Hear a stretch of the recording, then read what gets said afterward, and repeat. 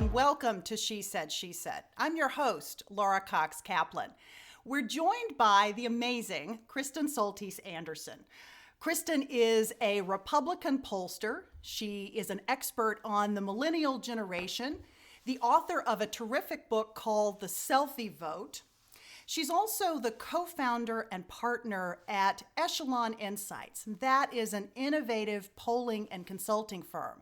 She's a regular guest on TV and cable, and also the co-host of a terrific podcast herself that's called The Pollsters. And she co-hosts that with a Democratic counterpart, Margie O'Meara. It's super terrific if you've not had a chance to check it out. Kristen was one of Time Magazine's 30 Under 30 who are changing the world. And she was also featured as one of Elle Magazine's most compelling women in Washington.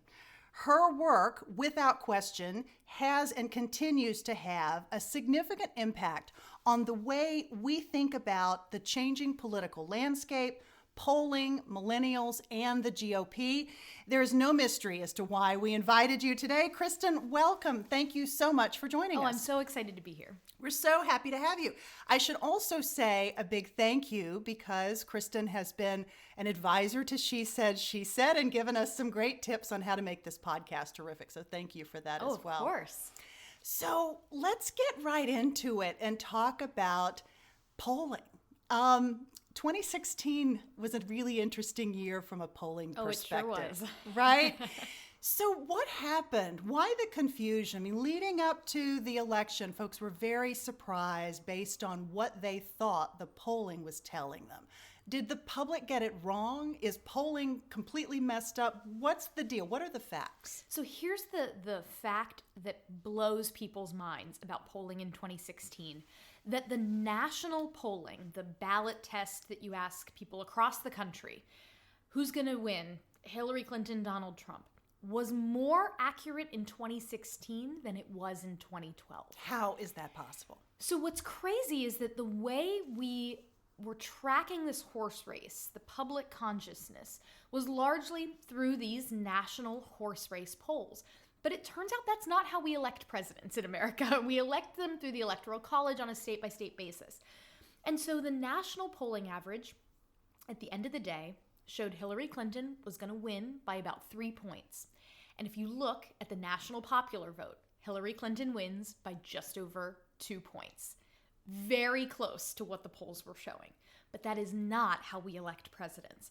So one, it was this sort of over-reliance on this metric that is actually not related to how we elect presidents. And I think that allowed folks to get it in their minds that, well, Hillary Clinton's up. She's been up in almost every one of these polls I've seen. Obviously, she's going to win. But the second piece of this is that there were state-by-state polls that wildly varied in their accuracy. So there were polls in Virginia, in Colorado, in New Hampshire, in Florida, for the most part, that were pretty close. But there were polls in Ohio, Pennsylvania, Michigan, Wisconsin, that were way out of whack. And a sort of after-the-fact analysis by the polling industry found a big problem was the underrepresentation of voters without college degrees. That if you look at something like the exit polls, they dramatically overestimate the percentage of people who vote who have college degrees, and the polls in those states were overestimating the proportion of voters that would have college degrees. Now, that's not always a huge deal, but in this election, where there was a huge difference between how white voters with college degrees and white voters without college degrees voted, if you get that metric wrong, your poll is going to be way off. And so it was an isolated situation in a handful of states, but that led the Electoral College projections to assume that there were a bunch of pieces off the board when they were actually in play. So I myself was guilty of this. In my sort of looking at the Electoral College and looking at all of the polls, I assumed that Pennsylvania was probably a state that Hillary Clinton was going to win. She was up pretty consistently in most of the polls by a reasonably healthy margin. I had felt a little, scarred by 4 years earlier when folks said, Mitt Romney might win Pennsylvania. And I had thought, maybe he will. And that really wasn't something that was on the table. And so sort of overcorrecting, if you assume that Pennsylvania is not a piece that's in play, then suddenly all of these other states, it's hard to get to 270. It's hard to get to a Trump win. And so you had those forecasts, right, that said, oh, Hillary Clinton has a 70, 80, 90% chance of winning. That only works if the state-by-state polls are pretty close to accurate. And they were just catastrophically wrong in that handful of states. So when people say now, well, can you trust the polls at all? I say, you need to be a thoughtful consumer of the polls. In some ways, it is miraculous how good the polling was in an awful lot of places. Again, a bunch of states, the polls were perfect. At a national level, the polls were really close. But it's our interpretation of the data and the certainty that we attach to these findings that lets us be more confident about things than we should be. And so my hope for the future is that people will not completely throw polls out, assume that they're all garbage, assume that they're all fake news. That's a very sort of trendy view these days. But what I find is that people who say the polls are fake news only think that polls are fake news when it's bad news for them. And when a poll is good news for someone, then they tout it and they say, oh, look at how great this poll number is for me. I would encourage people to have a consistent, healthy skepticism toward polls. Do not take any of them as the gospel truth. And understand that any poll is a probabilistic exercise. That if I do a poll and I show that we're running against each other and you're up by 3 points, that means that reality could be that I'm actually up by 1 point or you're up by 7 points. That the margin of error just means that reality is not 100% what the poll shows. And so it's just about being more thoughtful and thinking probabilistically about what polls can and can't tell us. That's very well said.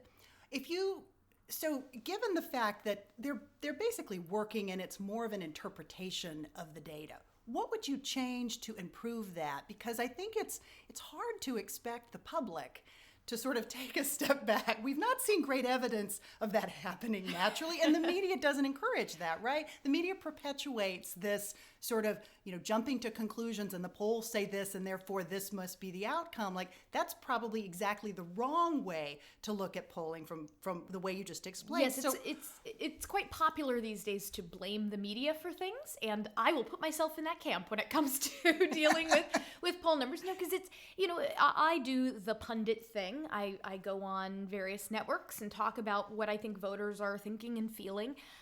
And I can be a boring pundit at times because I'm very big on on the one hand, but on the other hand, and that's not nearly as exciting on television as the 20-second soundbite that makes a really confident prediction. So I think that a lot of this is that the media, for valid reasons, for ratings-driven reasons, views politics like a sporting event. It's the scoreboard that you're watching when you're watching these ballot test polls. But 99% of what polling does is not the ballot test. 99% of what polling does is not seen publicly. It is not this horse race, who's up, who's down. Instead, it's asking questions about how people think, how people feel, what moves them, what changes their minds. That's the stuff that's behind the scenes, where if the real number is off by a point or two, that's okay. That's not the end of the world. You're still able to make strategic decisions. But the way the media does polling and presents it, if you're off by 1 point or 2 points in either direction, then people go, oh, well, the polls missed. And it's just, I think, an unhealthy way that we talk about and consume polls that has made it so that people now don't trust them anymore. And that, to me, is, I think, fairly troubling. How about the role of technology?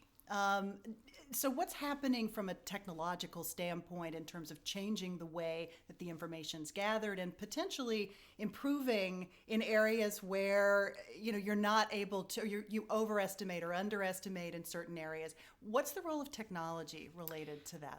What's changing? Technology has been a blessing and a curse for pollsters. So the curse side of it is that now it is very easy for folks to have a smartphone and to have that kind of access where they don't need a landline. It has made it so that people now have caller ID. I mean, when was the last time you answered a call from a number that you didn't recognize on your cell phone? Never. Right. And you are not alone. I mean, response rates are in the single digits for telephone polls these days. And yet, miraculously, again, as I mentioned, the national polls, which were largely based on telephone polls, were still pretty right. I mean, how is that possible, though? I don't understand this. That's why I say it's nothing short of miraculous that even though these response rates have gotten so low, for the most part, that 6% of people who take polls is not that different from the 94% of people who don't take polls. And the ways in which they differ is that 6% tends to be a little more civically engaged and more likely to vote. All of which is a bias that is a good bias if you're a political pollster. It means you're more likely to be talking to the people who are actually voting. So technology has been a curse in that it has made it harder for us to reach people through the traditional vehicles. And there are lots of regulations, which 99% of people love. Pollsters are the only people that don't love them, that prevent the use of an auto dialer to contact a cell phone. So that means that calling people on their cell phones to do survey research is extremely expensive and complicated these days, and that's why you're seeing less and less of it. Now, the blessing for pollsters is it means we can shift online. If we can't reach people on the phone, are there new vehicles to reach them? And so online polling is a field that has really gotten much more sophisticated in the last half of a decade. Did you see much of that in 2016? In 2016, there was a lot of polling that was done online, and it was interesting because some experiments were done to try to figure out, are people more likely online to say that they're voting for Donald Trump than they are willing to tell someone who's calling them on the phone? And there were some experiments that showed, yes, there was an effect. There were other experiments that showed, no, there wasn't an effect. Meaning that you'd be more honest. You'd be more honest with an online poll.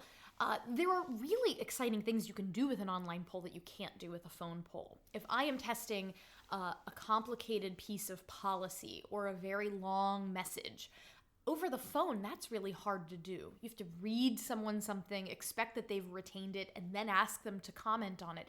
That's hard in a phone poll. But online, people have the ability to sit, consume a paragraph, think about it, and then reflect on it and answer questions in a way that they just can't in a phone survey. You can test videos, you can test images, you can do all sorts of exciting things with online polling that you simply can't with the phone.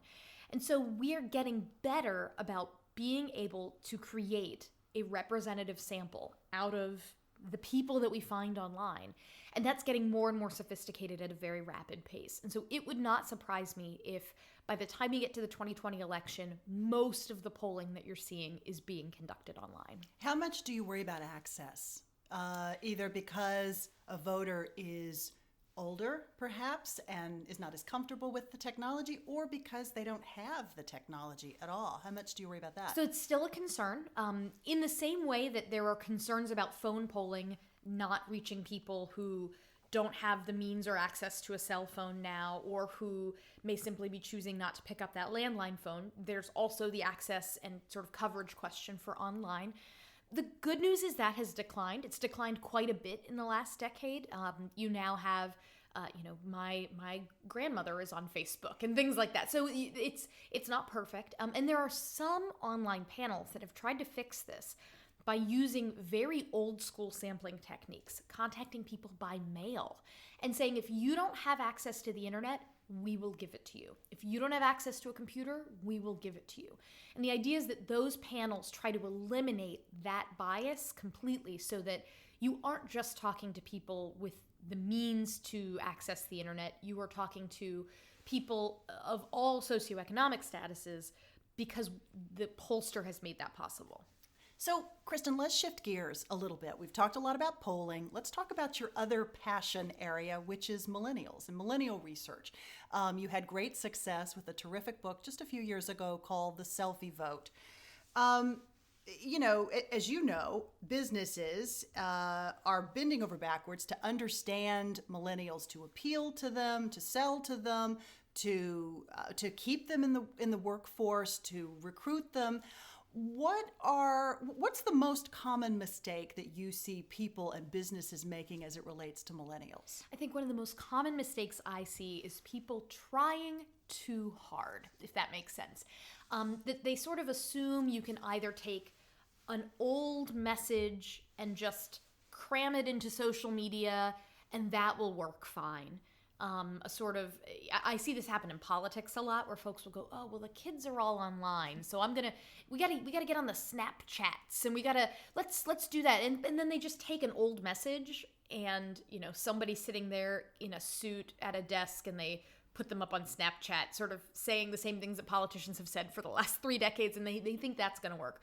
Or on the other side, it's the trying too hard another political example I'll give, and I don't intend this with any sort of partisanship, it's just an example I think of when I think, oh, how not to communicate with millennials, is there was a moment during the campaign, during the Democratic primary, when Hillary Clinton's campaign tweeted out, students, tell us how you feel about your student loan debt in 3 emojis. And it was just like, this is a serious issue that deeply impacts people. And I think, students who are being affected by student loan debt would even go, come on. This sounds like the sort of thing that someone who is a couple decades older read, oh, the kids these days love their emojis. So let's do this thing on the Twitters. And it reads as completely inauthentic. Uh-huh. And so the examples from politics that I then use are folks like a Rand Paul, a Ron Paul, or a Bernie Sanders, none of whom, with all due respect to those gentlemen, exude youth and coolness, but it's their authenticity that makes them cool. You don't doubt for a second that Ron Paul and Bernie Sanders really believe the things that they are saying and believe them passionately.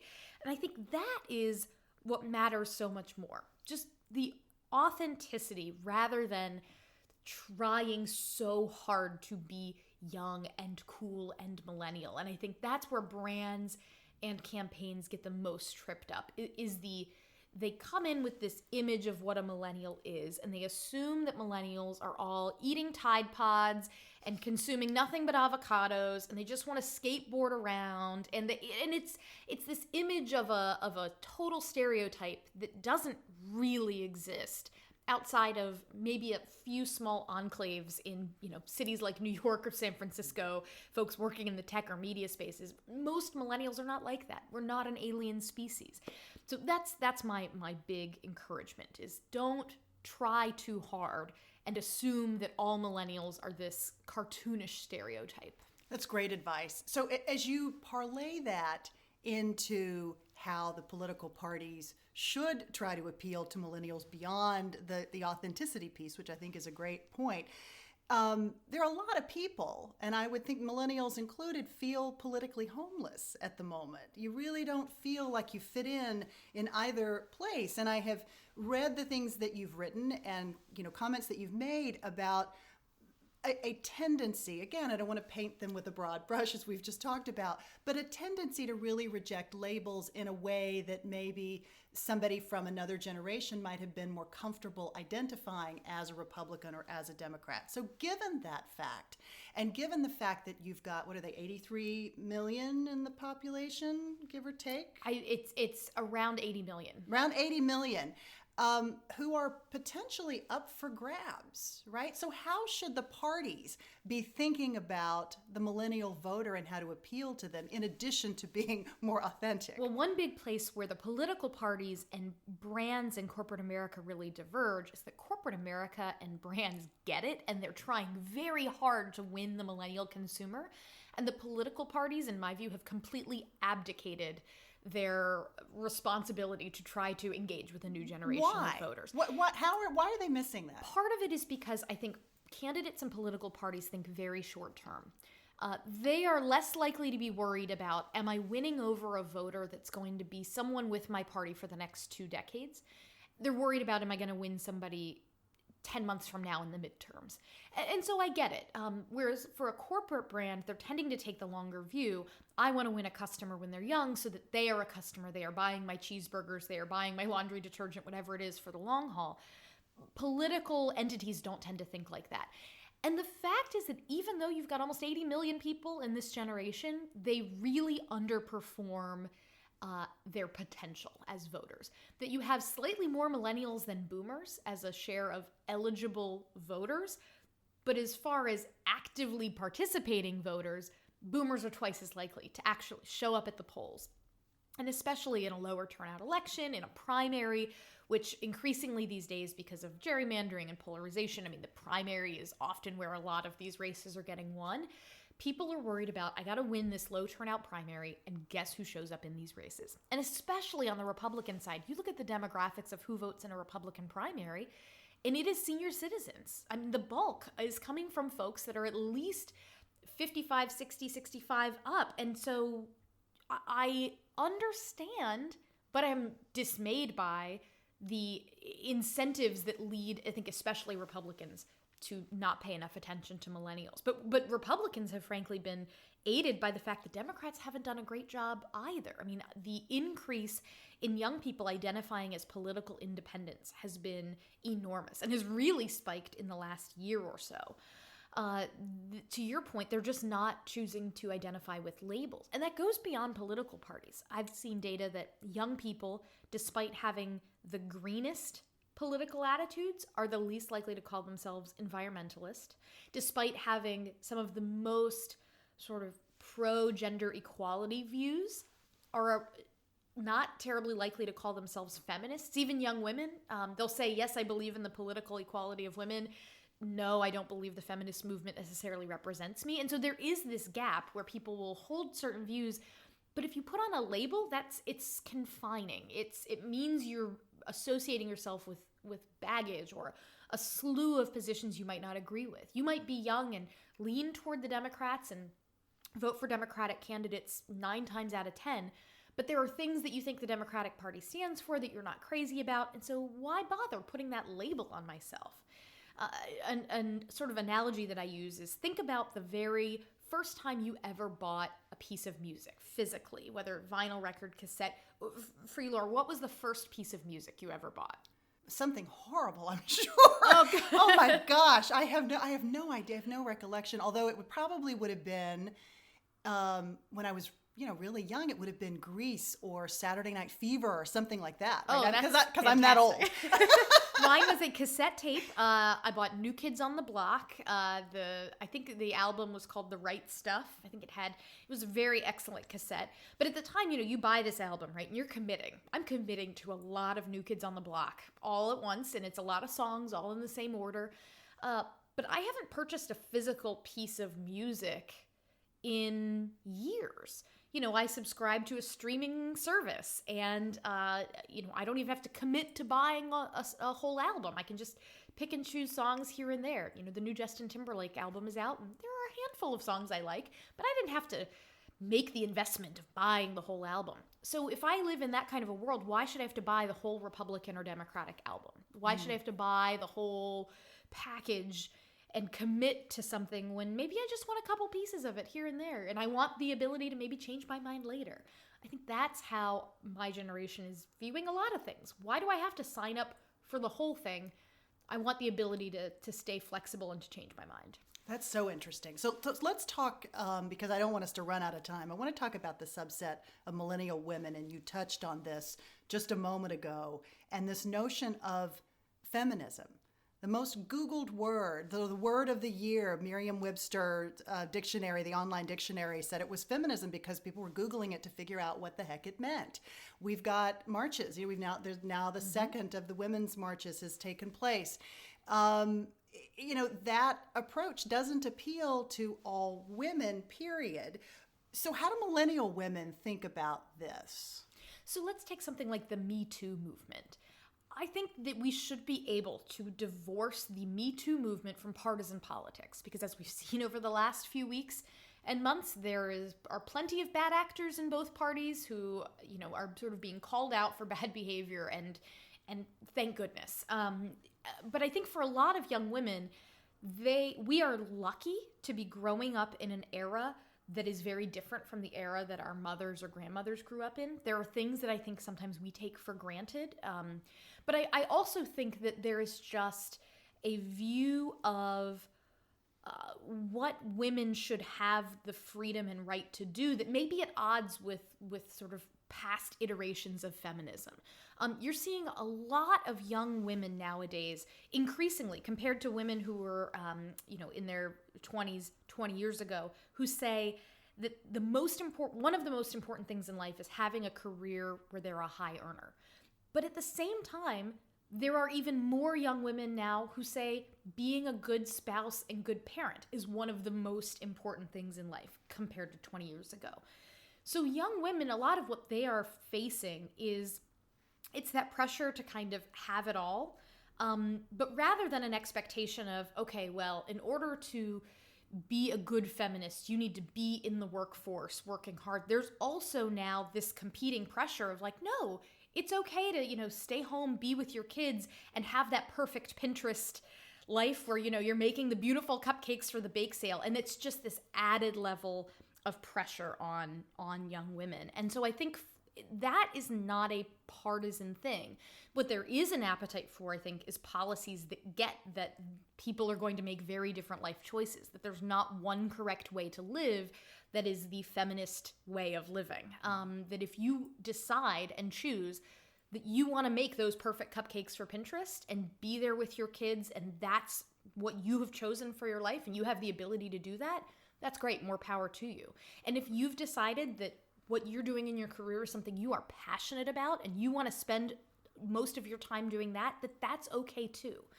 And I think for a lot of young women, the idea that these are political battles or that you should be judged for making one choice or another just feels completely incorrect. And I think is part of why a lot of young women will say, I want to be treated equally, I want to be treated correctly, but I don't want someone telling me that it's wrong if I decide that I want to step back from the workforce a little bit. And I think that's something that a lot of young women are dealing with. And I don't think it's just young women. I mean, Sure. I really wholly reject the notion that women in general tend to be sort of painted in a particular way, and the media really perpetuates this notion of what leadership looks like for women, what success looks like for women, and it is really the reason why we created She Said, is because we want to showcase different models of women's leadership, different examples of women who are inspiring, who are having an impact, who are giving back in really interesting and very, very diverse ways on both sides of the political aisle. You tend to not hear nearly as much about the amazing leadership, female leadership on the Republican side. You hear a lot about it on the other side of the aisle. And you and I have talked about this. To that end,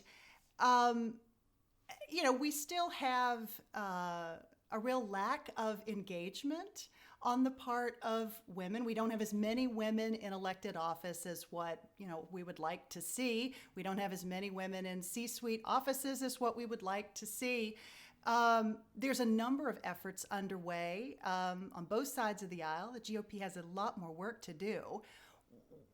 So as you think about this problem, what do you think is the main the main thing that needs to happen from the standpoint of the Republican Party as it relates to the engagement of women, younger women, older women, all women? So a big difference between how Republicans and Democrats have come at this issue in the last couple of decades is that Democrats, for as long as I have been alive, Emily's List has existed as long as I have been alive on this planet, have had dedicated efforts specifically focused on we're going to get more women elected. And Republicans, for reasons that I think are valid, have shied away from what we view as identity politics. That we say, look, we want the best person elected to an office, whatever gender, whatever race, whatever age. If you're the best for the job, we want you. We don't like the idea of, we've got to check boxes here and there. The problem, though, is that if you don't pay any attention to it, you wind up in the situation that's where we are now, which is where it's something like less than 10% of the Republican caucus in the House of Representatives is female. I believe you have 22 women in the House right now who are Republican women. I think 6 of them are choosing to run for different offices, so they will not be running for re-election. And then of the remaining 16, as of yesterday, the Cook Political Report updated their ratings. They now have half of those women who are running for re-election in competitive seats. Mm-hmm. So in order for Republicans to hang on to the number of Republican women in the House, in a tough year, it's going to take a lot of work. And I think This should be the flashing red signal that you have to pay more attention to this. This matters. That women have to be asked to run for office time and time again. They have to be invited to be part of the process. And it may be uncomfortable for a party that says, look, we don't care about identity politics. We don't care about labels. It doesn't mean you have to go and adopt the Democrat strategy, but it does mean acknowledging openly that this matters and that you have to make a concerted effort to go find people to run for office who do not look like what most of the Republican, old white guys in Congress, God love them, what they look like. Mm-hmm. And so, there are a lot of groups that exist. You've got View PAC, you've got Right Women Right Now, you've got Winning for Women, which just launched, which I'm happy to be, I'm excited to be an advisor to. A lot of these groups that are emerging on the right and that are gaining a lot of traction and a lot of interest. But it's hard to compete with groups that have had a 30-plus year track record of doing this. And so Republicans have a lot of catching up to do. And I hope we can make that work happen quickly because, the worst case scenario is we've got a year where women are overwhelmingly excited about political participation. You have a dramatic increase in the number of women overall running for Congress, but those gains are almost entirely on the Democratic side. And Republicans have got to sound the alarm, go out, recruit, give women support, and try to turn the tide of these numbers. That's great. It's a big, big hurdle for sure. So I want to talk more about you. We see you on television. We have an opportunity to hear your wisdom around polling and around millennials, but we don't hear as much about Kristen the person and how you got here, right? So you grew up in Orlando, Florida. How did you get from Orlando, Florida, where I understand you spent some time at Universal Studios as a kid? That was my first job. Your first job. The actress on the King Kong ride. It was the perfect job for a kid who was a drama club kid who was getting paid to go just be a bad, hammy actor. In an air-conditioned ride, thank goodness, in Florida. It was fantastic. Around the time that I was in high school, I had these two kind of loves. One was the arts, music, theater, loved being in the school musical, being in plays, singing in choir. But then I also got involved on the debate team. And this was around the time of the 2000 election. You may have heard of it. You may have heard that Florida played a pretty big role in that election. So this was all what I was exposed to when I was growing up. Got really, paid a lot of attention to that election because it was just, there was so much craziness going on around us in Florida. And then, watched The West Wing. Got really, started to believe that that's what I wanted out of my life. There was this character, Ainsley Hayes, mm-hmm. who is this fabulous, sassy, intelligent Republican woman on the show. And I just thought, that's what I want to be when I grow up. I have found it. So I went to University of Florida, studied political science, but I always had the bug. I wanted to get to DC. So I graduated early, came up to Washington. I had started off doing an internship at the NRCC in campaign finance and loved everybody that I worked with there and realized I absolutely hated the world of campaign finance. But I was pretty good with a spreadsheet, alphabetizing checks and adding up columns and beginning to try to see patterns in that kind of data made me think, well, what other interesting ways can I apply? If you're good with a spreadsheet, how else can you apply that skill in politics? I had wanted to be a speechwriter, a press secretary, someone in the comms world, and I got nudged into polling because it was like, well, if you like the math, quantitative, let's go ask questions, let's get answers piece of things, but you love the verbal side and the media and how do we tell compelling stories, polling is the merger of those two skill sets. So took a job answering phones, updating spreadsheets at a polling firm, and worked there for about 8 years, learning the trade, building my own kind of book of business, building my own skill set. That's where I really got interested in this millennial question, because as a young Republican woman, I started getting asked more and more, how can you be Republican? You seem so nice and normal. And that sort of raised an alarm for me with, okay, all these people in my generation, they're really excited about Barack Obama. That's fine. But they also don't seem to be at all interested in conservative issue positions or even considering to vote Republican for other offices. This is a problem. So I wrote my master's thesis about that in grad school. And then from there, some folks started noticing this, 100-page PDF I put out there on the internet. God bless social media. It meant that I was able to kind of get it in front of the right people, and the rest is history. It's amazing. It's really amazing. So it's been kind of a meteoric rise, right? You took your thesis, you turned it into The Selfie Vote, which became a best-selling book about the voting habits of the millennial generation. But you look at this incredible success. You are 33. For the next week and a half. About to have a birthday. About to have a birthday.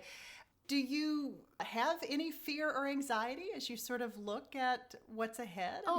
Constantly. And I think this is, every time I read these stories about, women suffer from imposter syndrome, this idea that you're always worried that one day someone is going to be like, actually, Kristen's totally wrong, and like has had this, that there's like some data point somewhere in my book that I had based everything on that's going to turn out to be incorrect, and suddenly like years of my career will collapse. These are just like the anxieties that I know are irrational. I know they are, but that they exist because I feel very blessed to have had the career I've had, but I'm also very cognizant that success can be very fleeting, that, one day the thing you're talking about can be very fashionable and the next it won't be. So take this whole topic of millennials and young voters and the GOP. Headed into Election Day in November 2016, I was pretty convinced Donald Trump,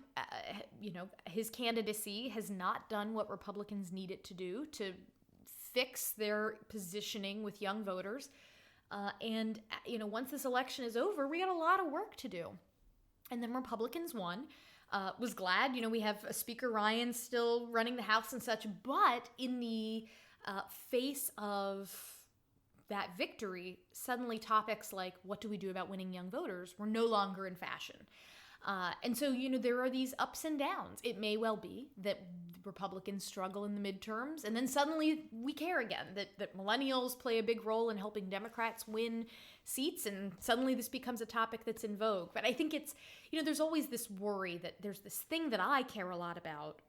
Is everybody else going to care? And will that all go away? And so I've seen the ups and downs of this. Mm-hmm. And my advice to young women when they're asking, what should I be thinking about for my career, is pick something that you care a lot about, even if other people don't care a lot about it now.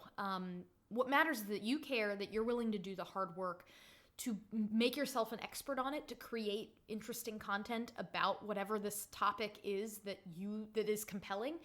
And then when the moment is right, you will be there as the expert on this topic. You can try to create the marketplace of interest for things in this topic.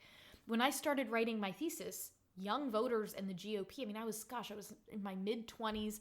Nobody really cared about this topic. And it took me a number of years to finally get on the radar of, there was a super PAC that decided, we want to focus on young voters. You wrote a thesis, come help us.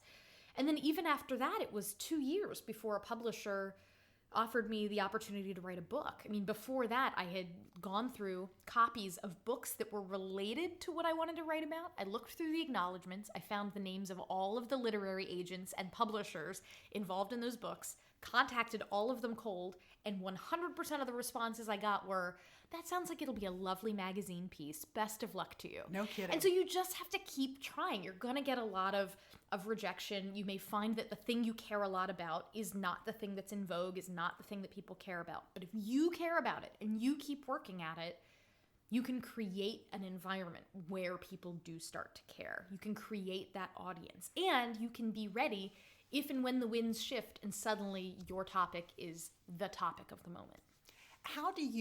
So you've had a lot of success, right? Very early on. How do you stay grounded? Oh gosh, well, thank you very much. You are very grounded, and you're very authentic too. It's a pleasure to talk to you and to know you, because you are authentic and grounded. But how do you manage that? Well, one, I think it's always remembering that, again, this stuff is fleeting, right? That you should never get too comfortable that, I'm going to take it for granted that, after this I'm going to go do CNN, and then, I'll be on TV this weekend. And you never take that stuff for granted. You never know when the bookers are going to stop calling. You never know when the publisher is going to go, no, we don't think we want you to write a book. And it goes back to being, well, that sounds like a nice magazine piece. You just never know when this stuff is going to stop. And so trying not to take everything, one, don't take it for granted. And two, don't assume that you can just sort of stop working and coast. I mean, always being sort of humble and realizing you've still got to work for everything, I think is important. And I also think that a big thing that has helped me is having friends many of my friends tend to be in the political space, but we rarely talk about politics, and we rarely, in case of emergency, I can always turn to them for help. But our friendship is completely separate from our professional worlds.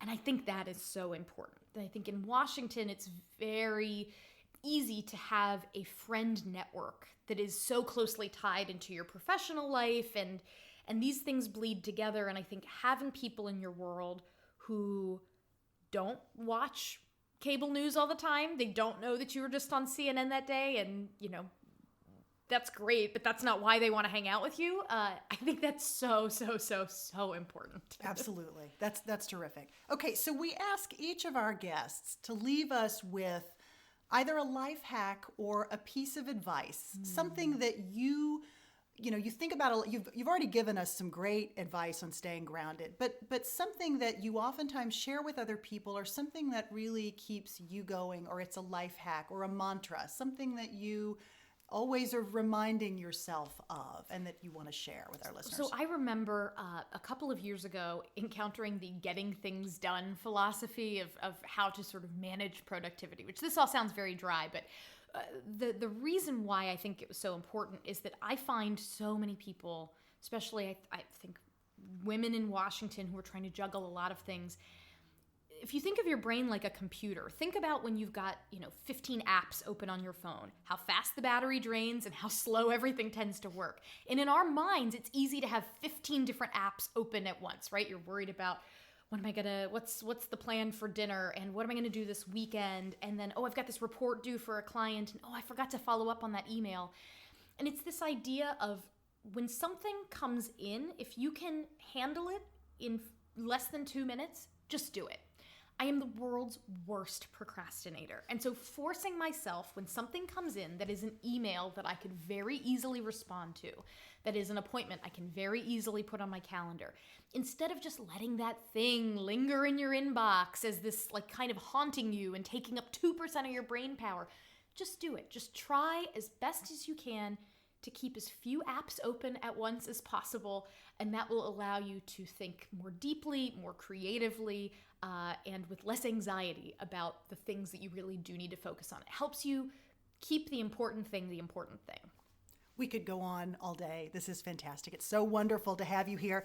You all can learn more about Kristen by visiting our website at www.shesaidshesaidpodcast.com. There we'll have show notes as well as links to Kristen's website, her podcast, and much, much more. Kristen, thank you so much for being here. Thank you, of course.